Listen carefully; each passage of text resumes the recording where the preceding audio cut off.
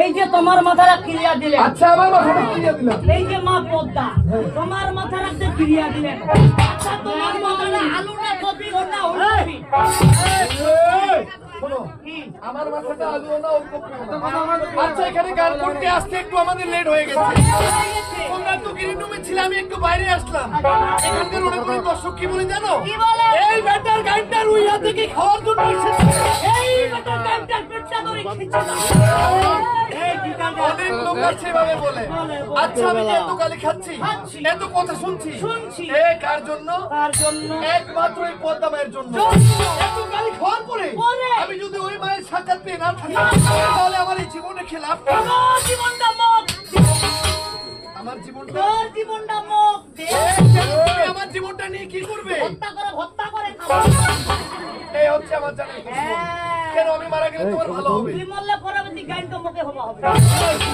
সামান্য জ্ঞান হওয়ার জন্য। হ্যাঁ হক তো নিগলি দি। আমরা যে খুব ছোট থেকে একসাথে বেরাচ্ছি, তুই তো সিঙ্গারি গাড়ি যে মুই মোর সিঙ্গারি গাড়ি। এই হচ্ছে শিকারি যারা প্রতিদান। আমাকে মারে জ্ঞান হতে চাচ্ছ? হক তো নিগলি দি। আরে বোকা না, তুমি ইচ্ছে করলে এমনিতেই জ্ঞান হতে পারো। এবার আইসো মাগো।